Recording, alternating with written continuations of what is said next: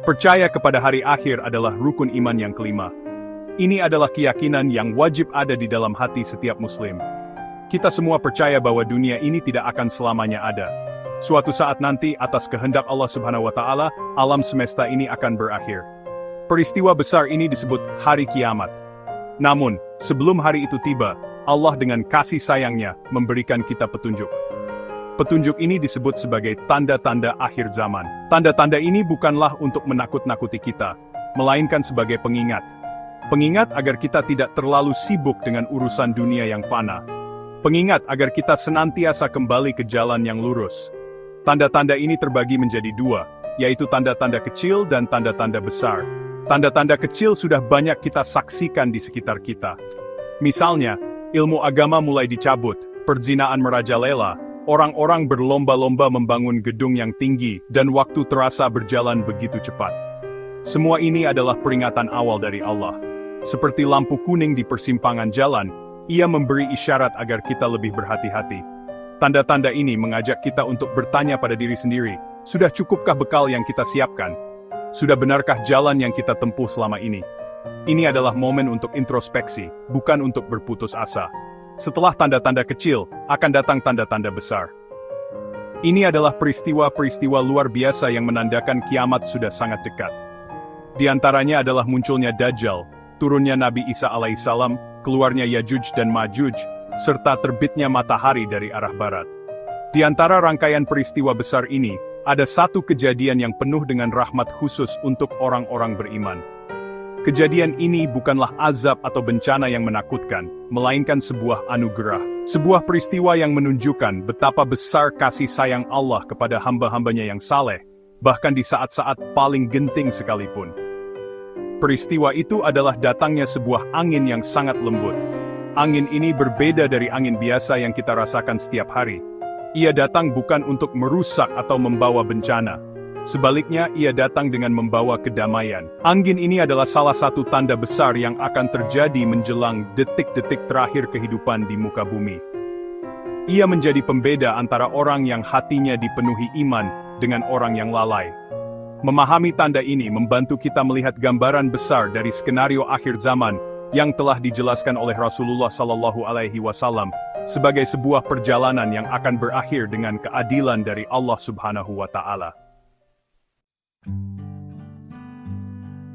Dalam sebuah hadis yang diriwayatkan oleh Imam Muslim, Rasulullah Sallallahu Alaihi Wasallam bersabda tentang peristiwa akhir zaman.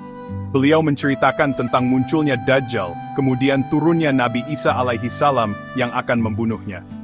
Setelah masa penuh keadilan di bawah kepemimpinan Nabi Isa, Allah Subhanahu wa Ta'ala akan mengirimkan sebuah angin. Rasulullah menggambarkannya sebagai angin yang sejuk dan lembut, lebih lembut dari sutra. Angin ini akan berhembus dan menyentuh setiap orang yang di dalam hatinya terdapat keimanan, meskipun hanya sebesar biji sawi. Ini adalah sebuah janji yang menenangkan bagi setiap jiwa yang beriman. Angin ini tidak datang secara sembarangan. Ia memiliki tugas khusus dari Allah Subhanahu wa Ta'ala. Tugasnya adalah untuk mewafatkan setiap orang yang beriman. Ketika angin ini menyentuh mereka, ruh mereka akan tercabut dengan sangat lembut dan tanpa rasa sakit.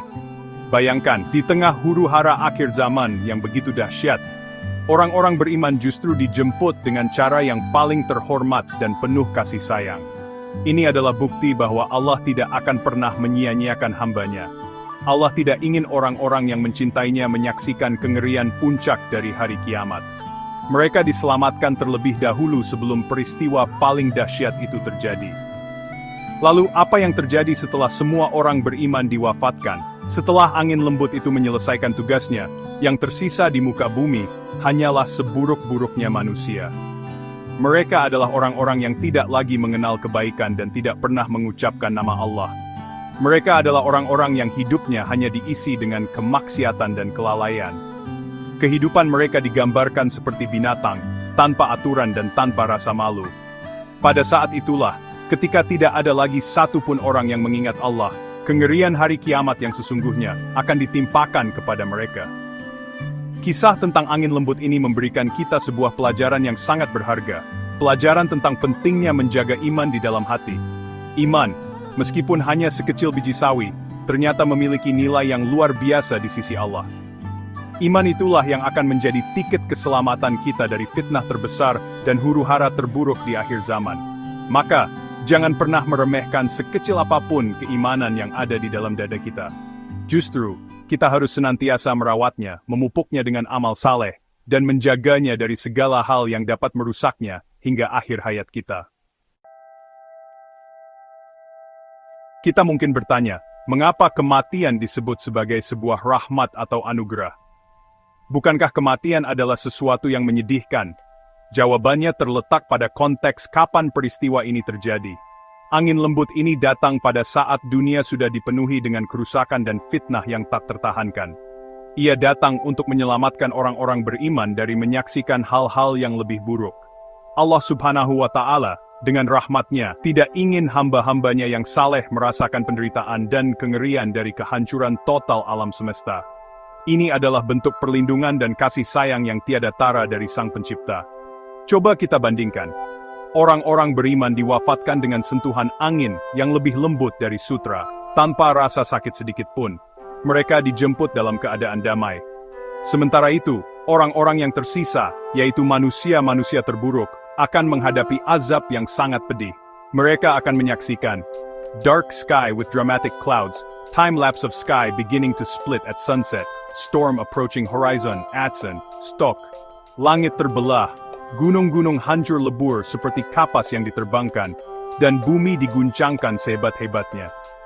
Kematian melalui angin lembut ini adalah sebuah exit strategy yang indah dari Allah, sebuah jalan keluar yang terhormat sebelum bencana terbesar menimpa dunia ini. Ini adalah puncak dari kasih sayang Allah. Angin ini juga menjadi pengingat bagi kita semua yang hidup hari ini. Ia menjadi motivasi agar kita senantiasa berusaha menjadi orang yang beriman. Kisah ini bukan untuk membuat kita pasif menunggu datangnya angin tersebut. Justru sebaliknya, ia mendorong kita untuk aktif berbuat kebaikan. Ia mengajak kita untuk mengisi hari-hari kita dengan people helping each other, hands giving food, group of friends cleaning up a park, stock, amal saleh, dan doa. Agar kelak, jika kita ditakdirkan hidup di zaman itu, kita termasuk orang-orang yang dijemput oleh angin rahmat tersebut. Iman di dalam hati adalah kunci utamanya. Iman itulah yang akan membedakan nasib kita di akhir zaman. Maka, janganlah memandang akhir zaman hanya dengan rasa takut. Lihatlah dengan kacamata iman dan harapan. Di balik setiap peringatan, selalu ada janji rahmat bagi mereka yang taat. Angin lembut ini adalah salah satu janji terindah itu.